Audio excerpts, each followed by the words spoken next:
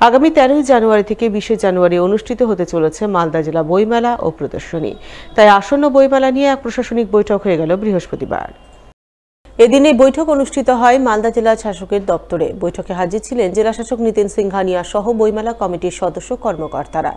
তাদের নিয়ে জেলা শাসক বৈঠক করেন। বৈঠকে মালদা জেলা বইমেলার উদ্বোধক মঞ্চ, অনুষ্ঠান মঞ্চ ইত্যাদি নানান বিষয়ে একাধিক সিদ্ধান্তের কথা জানান দেন।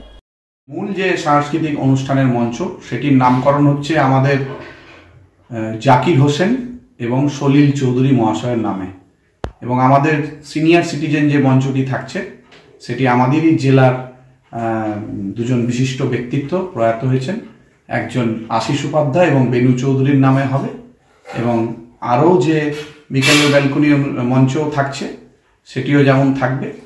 এবং আমাদের জেলার বইমেলার উদ্বোধক হিসাবে এবারে বিনায়ক বন্দ্যোপাধ্যায় বিশিষ্ট সাহিত্যিক লেখক, তার নাম সর্বসম্মতিক্রমে সিদ্ধান্ত হয়েছে, এবং তার পাশাপাশি আমাদের জেলার যারা শিক্ষাবিদরা আছেন তারাও মুখ্য অতিথি হিসেবে উদ্বোধকের সাথে থাকবেন।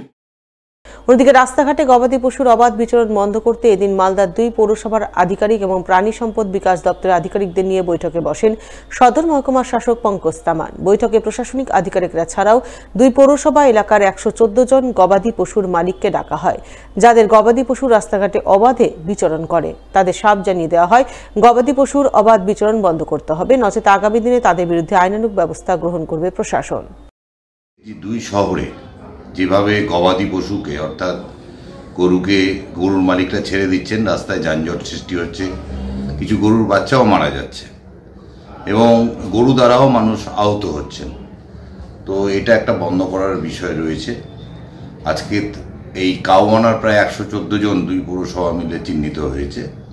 তাদেরকে নিয়ে মূলত একটা সচেতনমূলক যে আজকে একটা সরকারি কি আইন আছে, শহরে গরু পুষতে গেলে কিভাবে পুষতে হবে বা গবাদি পশু পুষতে গেলে কিভাবে পুষতে হবে, সেই আইন মোতাবেক আজকে এই আলোচনা। গরু তিনি পুষুন, আমাদের কোনো আপত্তি নেই, হ্যাঁ, ওটা একটা জীবিকা বা কেউ ভালোবেসে পোষেন, তাতে আমাদের কোনো আপত্তি নেই, কিন্তু সেটা রাস্তায় ছেড়ে দেওয়াটা আইন বিরুদ্ধ কাজ, সেটাই মানুষকে জানিয়ে দেওয়া হবে।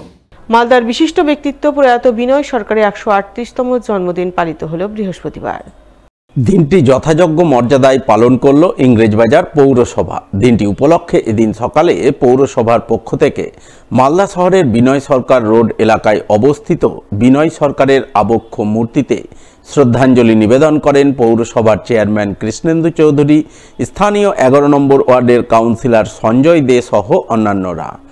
আজ এমন একজন মানুষের জন্মদিন পালন করছি, শুধু এখানে জন্ম হয়েছে তাই নয়, সারা তার শিক্ষা সারা পৃথিবীর মানুষকে আকৃষ্ট করেছিল। প্রায় 108টা বিশ্ববিদ্যালয় তখনকার দিনে তার পড়ানো হতো, বই পড়ানো হতো, কিন্তু যেখানে তিনি যেতেন সেখানে মালদার কথা, মালদার কুম্ভীরার কথা বলতেন। তিনি হচ্ছেন আচার্য বিনয় সরকার। তার মূর্তিটা এখানে পৌরসভা থেকে বসানো হয়েছে, রাস্তাটা ওনার নামে আছে। আমরা যদি এই মানুষের জীবনীটা পড়ি আর মানুষের কথা পড়ি সকলকে, তাহলে একটা নতুন অধ্যায় তৈরি হবে। আমাদের প্রত্যেকের দায়িত্ব যে এই প্রজন্মকে তৈরি করা আর এই মনীষীদের কথাগুলো জানা। 26শে ডিসেম্বর তার জন্মদিন আমরা প্রতি বছরই পালন করি। ছোট্ট ছেলের জন্মদিনে ডালপুরি বিক্রেতা বাবার অভিনব উদ্যোগ। ছেলের জন্মদিন উপলক্ষে বৃহস্পতিবার সকাল থেকে দুপুর পর্যন্ত বিনামূল্যে ডালপুরি খাওয়ালেন পথ চলতি সাধারণ মানুষজনকে। বৃহস্পতিবার এমনই উদ্যোগের ছবি নজরে এলো মালদা শহরের 3 নম্বর গভর্নমেন্ট কলোনির উইমেন্স কলেজ রোড এলাকায়। ওই এলাকাতেই রাস্তার ধারে দীর্ঘদিন ধরে ঠেলাগাড়িতে ডালপুরি, লুচি, নান বিক্রি করেন 35 বছরের যুবক নিতাই সাহা।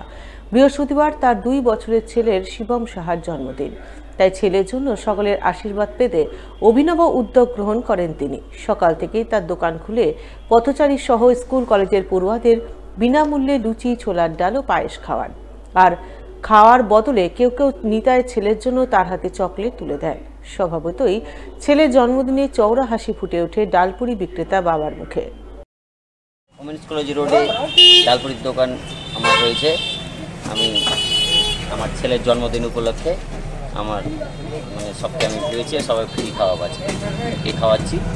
হ্যাঁ, এটাই আমার সবাই কাছে আশীর্বাদ চাই, আর কিছু চাই না। আজকে স্পেশাল কিছু রয়েছে মেনুতে? স্পেশাল মেনু আছে ছোলার ডাল, কাবুলি দিয়ে ছোলার ডাল, পায়েস আছে আর প্লাস লুচি। কেমন লাগছে জন্মদিনে এইভাবে লোকের আমাকে খুব আনন্দ লাগছে খাওয়াতে পেরে, আমি খুব আনন্দ। মোটামুটি এখনো পর্যন্ত কতজন খেয়েছে? এখন পর্যন্ত 400 লোক খাওয়াই।